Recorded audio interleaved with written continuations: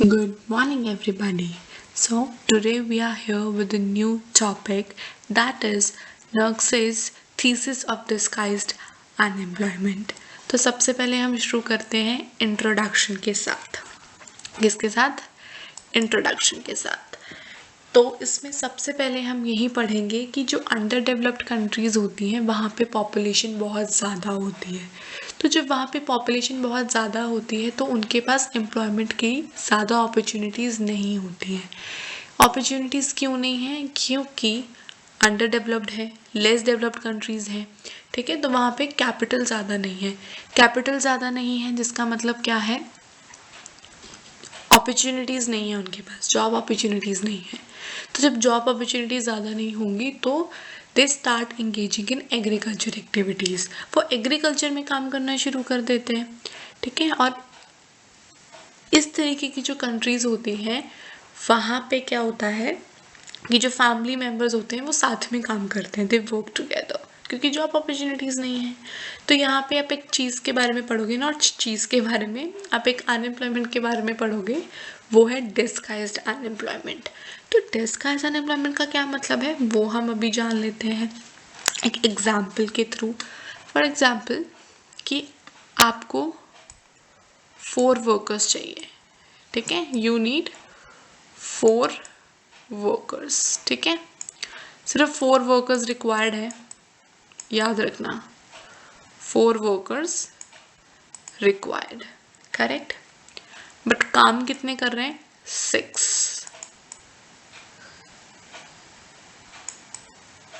6 क्या कर रहे हैं? काम कर रहे हैं. ठीक है, 6 लोग काम कर रहे हैं. रिक्वायर्ड सिर्फ 4 वर्कर्स हैं बट काम कितने कर रहे हैं? 6 वर्कर्स. चलो ठीक है, ये जो 4 वर्कर्स हैं ना वो काम कर रहे हैं 5 हेक्टेयर लैंड पे. ठीक है, they are working on the 5 hectare land. Fine. और ये 6 वर्कर्स भी 5 हेक्टेयर ऑफ लैंड पे ही काम कर रहे हैं. जब जो ये 4 लोग काम कर रहे थे तब जो आउटपुट है 50 क्विंटल्स आ रहा था. ठीक है, 50 क्विंटल आ रहा था. जब इन 6 लोगों ने काम किया तब भी 50 क्विंटल ऑफ आउटपुट आ रहा था, विच मीन्स कि जो ये 2 वर्कर्स एक्स्ट्रा हैं ये डिसगाइज्डली अनएम्प्लॉयड है. ठीक है, डिसगाइज्डली क्या है? अनएम्प्लॉयड है. Right, they are disguisedly unemployed. ठीक है, फिर से एक बार एग्जांपल देखते हैं कि 4 वर्कर्स ही चाहिए हैं बट काम कितने कर रहे हैं? 6 वर्कर. चलो ठीक है, जब 4 वर्कर्स 5 हेक्टेयर लैंड पे काम कर रहे थे तब वो 50 क्विंटल ऑफ आउटपुट दे रहे थे. राइट, जब 6 वर्कर्स काम कर रहे थे तब 5 हेक्टेयर लैंड पे तब वो भी 50 quintal of production means output दे रहे थे. तो मीन 6 - 4 क्या? तो 2. तो ये जो 2 लोग हैं, जो ये 2 वर्कर्स हैं वो क्या है? डिसगाइज्डली अनएम्प्लॉयड है. तो इसका यही मतलब है कि जो ये जब हम सॉरी मैं बहुत ज़्यादा फंबल कर रही हूँ. हाँ, कि जब जितने वर्कर्स हमें चाहिए उससे ज़्यादा वर्कर्स जब एक लाइन पे काम कर रहे होते हैं that is your disguised unemployment. और ये ज़्यादातर आपको कहाँ देखने को मिलती है? ज़्यादातर आपको जो है ये देखने को मिलती है कहाँ पे? अंडर डेवलप्ड कंट्रीज़ में या फिर लेस डेवलप्ड कंट्रीज़ में. राइट, या तो अंडर डेवलप्ड कंट्रीज़ में या लेस डेवलप्ड कंट्रीज़ में आपको डिसगाइज्ड अनएम्प्लॉयमेंट देखने को मिलता है. राइट, ये एग्जाम्पल क्लियर है. और अगर ये 2 वर्कर्स हम इस लैंड से हटा भी लें, ठीक है, अगर वो 2 वर्कर्स हम उस लैंड से हटा भी लेते हैं, यही वो 2 वर्कर्स थे ना जो डिसगाइज्डली अनएम्प्लॉयड थे. अगर इन 2 वर्कर्स को हम हटा भी ले, विड्रॉ करवा ले वहाँ से, तब भी जो है एग्रीकल्चर के आउटपुट में कोई फॉल नहीं होगा. There will be no fall on the agriculture output. Fine. अब नेक्स्ट हम आगे बढ़ते हैं. What is the nature? कि नेचर क्या है अनएम्प्लॉयमेंट का in developed and under developed countries. चलो सबसे पहले हम अंडर डेवलप्ड से शुरू करते हैं। तो जो अंडर डेवलप्ड कंट्रीज होती है ना, उनमें अनएम्प्लॉयमेंट का नेचर ऐसा होता है कि बहुत लॉन्ग टर्म प्रॉब्लम होती है unemployment in under developed countries, क्योंकि उनको सॉल्व करना इतनी ज़्यादा पॉपुलेशन में बहुत इजी नहीं है, ठीक है। और वहाँ के जो लोग हैं अंडर डेवलप्ड कंट्रीज़ में, जो लोग हैं ज़्यादातर कहाँ पे इंगेज होते हैं, एग्रीकल्चर सेक्टर में इंगेज होते हैं। तो जब ऐसा होता है कि एग्रीकल्चर में ज़्यादा लोग इंगेज्ड हैं, उसकी वजह से फिर क्या होता है, डिसगाइज अनएम्प्लॉयमेंट अराइज हो जाती है। That is the nature of unemployment in under developed countries, कि लॉन्ग टर्म प्रॉब्लम है, यहाँ पे लोग लार्जली इंगेज्ड हैं एग्रीकल्चर सेक्टर में, जिसकी वजह से डिसगाइज अनएम्प्लॉयमेंट अराइज होता है, राइट। तो डेवलप्ड कंट्रीज़ में कैसा नेचर है वो भी देख लेते हैं। तो डेवलप्ड कंट्रीज़ में अनएम्प्लॉयमेंट का नेचर समटाइम्स कैसा होता है, साइक्लिंग अनएम्प्लॉयमेंट हो सकती है डेवलप्ड कंट्रीज़ में। तो अब आप बोलोगे madam what is cycling unemployment.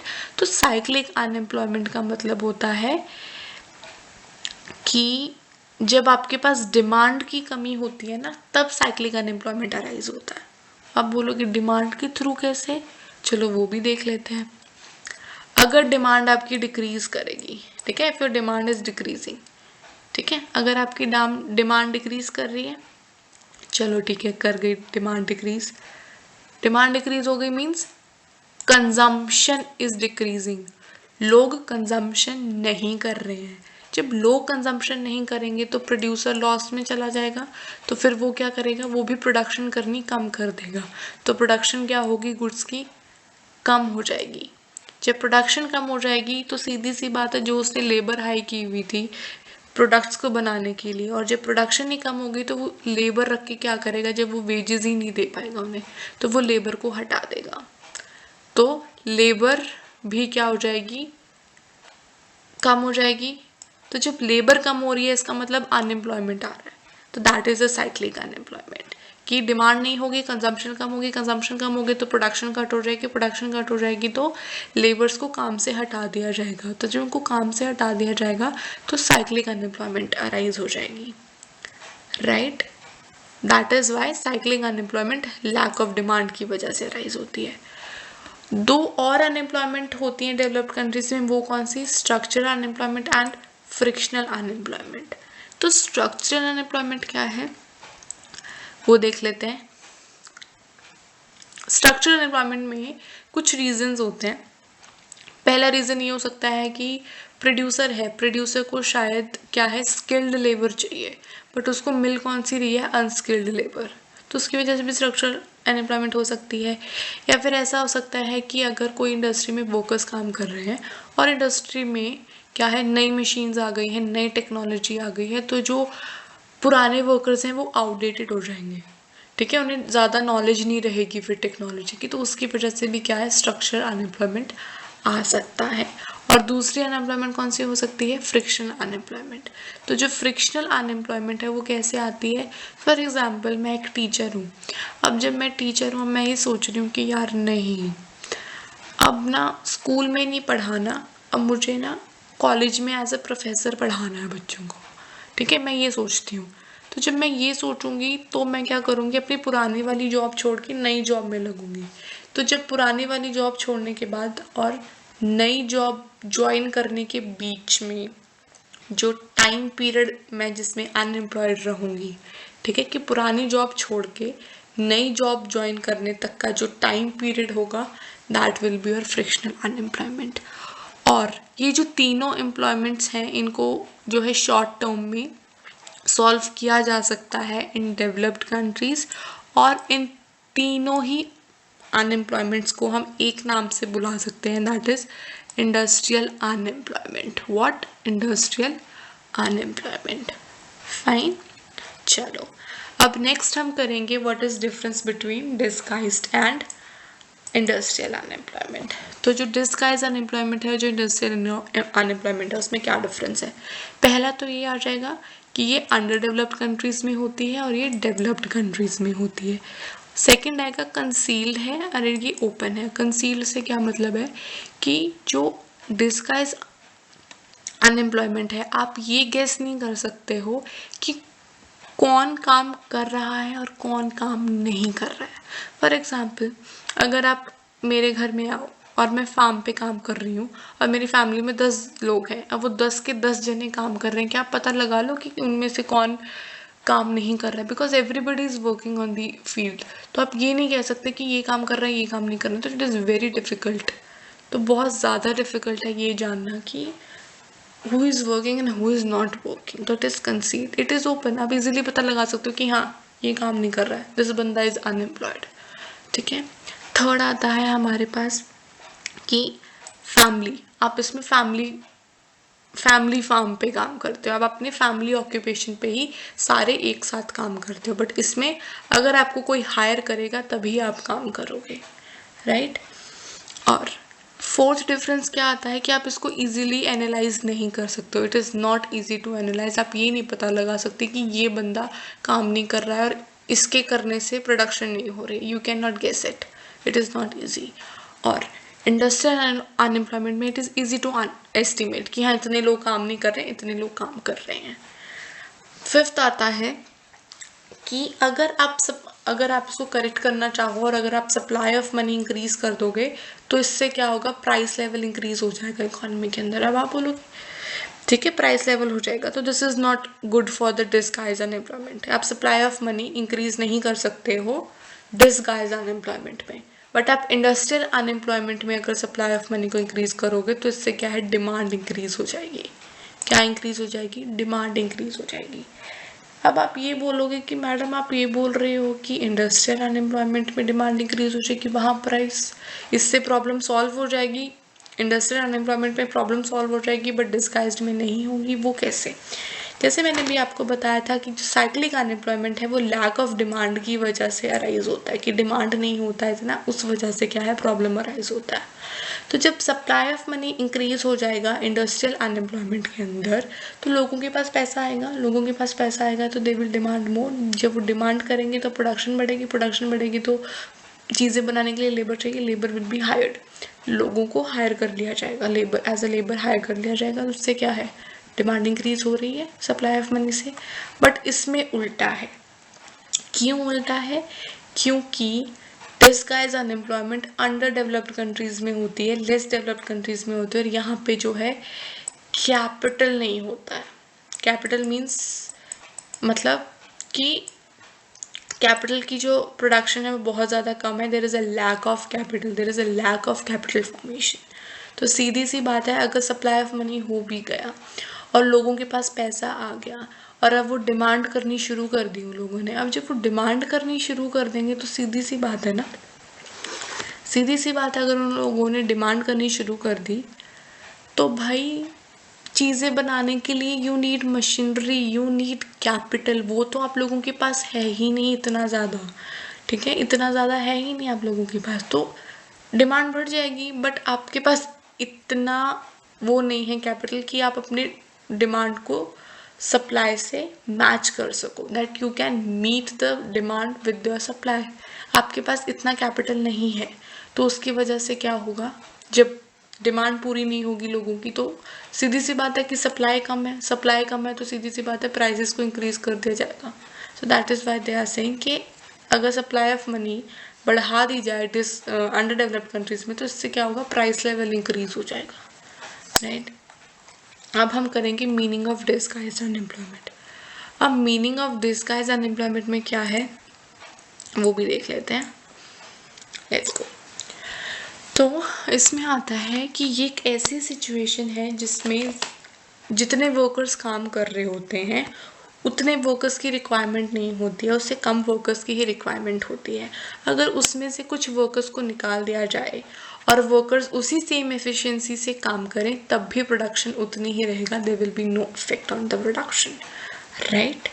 क्या कहने की कोशिश की इन्होंने कि जितने वर्कर्स काम कर रहे हैं अगर उससे कम वर्कर्स भी काम करते हैं तब भी कोई फर्क नहीं पड़ता है प्रोडक्शन पे, production will going to be same, right.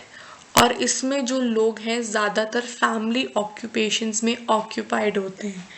क्यों? क्योंकि lack of capital formation, lack of industrialisation, कि मतलब कैपिटल इंक्रीज नहीं हो रहा है, कैपिटल इंक्रीज नहीं होगा तो जॉब अपॉर्चुनिटीज़ इंक्रीज नहीं होंगी, जॉब अपॉर्चुनिटीज़ इंक्रीज नहीं होंगी तो लोगों के पास क्या ही चारा बचेगा, तो वो सिर्फ एग्रीकल्चर में काम करेंगे, जहाँ उनकी फैमिली पहले काम करती थी वो भी वहीं काम करना शुरू कर देंगे, राइट। और इसमें ये भी बोला गया है कि अगर इसमें से हम कुछ वर्कर्स को निकाल दें तब भी जो है एग्रीकल्चर की प्रोडक्शन में, आउटपुट में कोई फ़र्क नहीं पड़ेगा, there will be no impact on it. अब इसको एक एग्जाम्पल के थ्रू समझते हैं, ठीक है।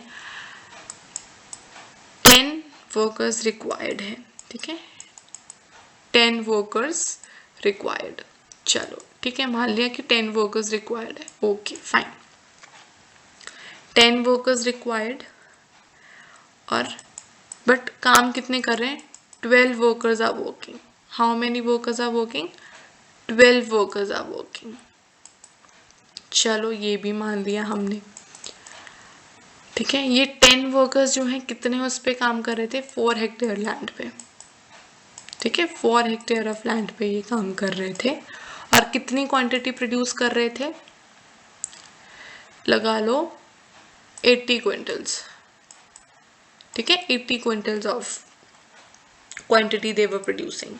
बट जब लेबर इंक्रीज की, जब वर्कर्स इंक्रीज हुए 10 to 12 मीन्स बाय 2 इंक्रीज हुआ ना, तो जब वो 12 वर्कर्स 4 हेक्टेयर पे काम कर रहे थे तब भी जो प्रोडक्शन है वो 80 क्विंटल्स था, कोई फ़र्क नहीं पड़ा प्रोडक्शन पे, production remains the same. So this is your disguise unemployment. तो इसको एक डायग्राम के थ्रू भी समझ लेते हैं, कि थोड़ा सा डार्कर कलर लेते हैं, maybe it is not visible to you guys, थोड़ा थिकर रखते हैं इसको, चलो।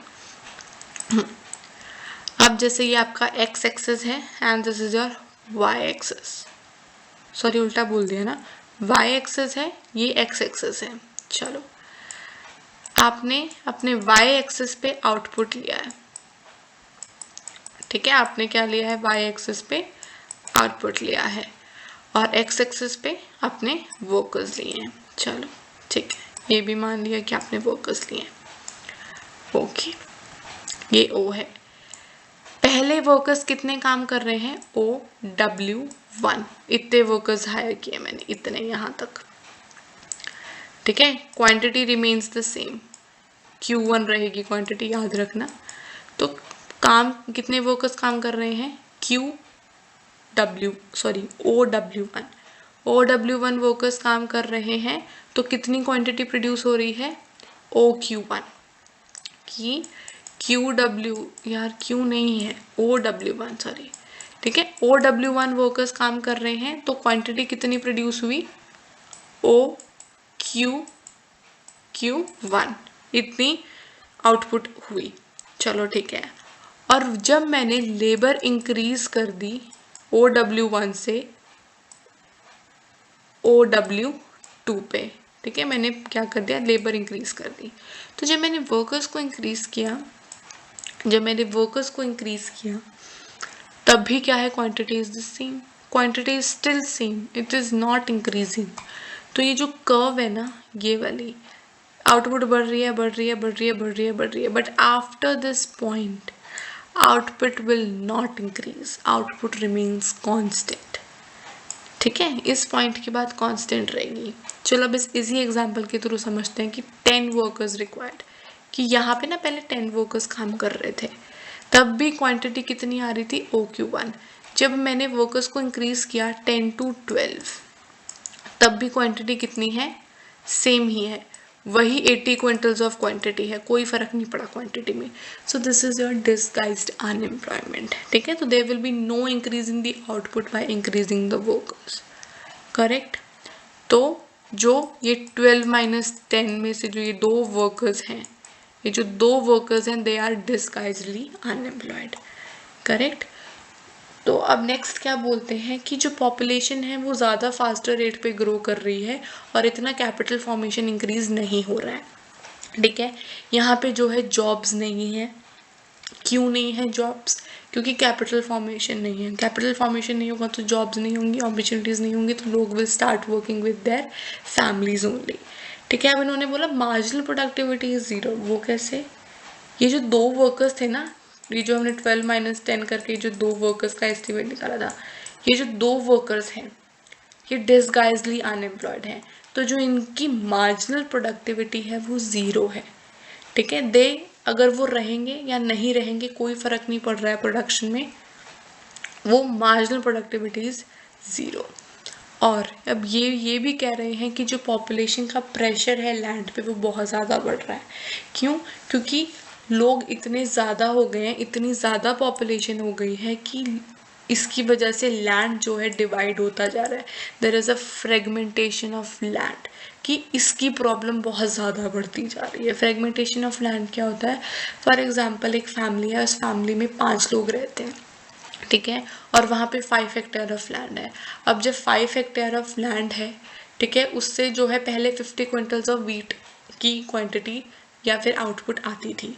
जब वो 5 हेक्टेयर ऑफ लैंड उन 5 भाइयों में बट गया 1-1 हेक्टेयर करके, तो जब वो 1-1 हेक्टेयर करके वो लैंड बिक गया, तो कोई वीट उगाएगा, कोई राइस उगाएगा, कोई कॉर्न उगाएगा, कोई कुछ उगाएगा, तो उससे क्या है, क्वांटिटी तो कम होगी ही होगी, लैंड भी डिवाइड होता जा रहा है। So this is why they are saying कि लैंड के ऊपर प्रेशर बढ़ता जा रहा है, और जिससे कि फ्रेगमेंटेशन ऑफ लैंड भी बहुत ज़्यादा होना शुरू हो गया है, राइट।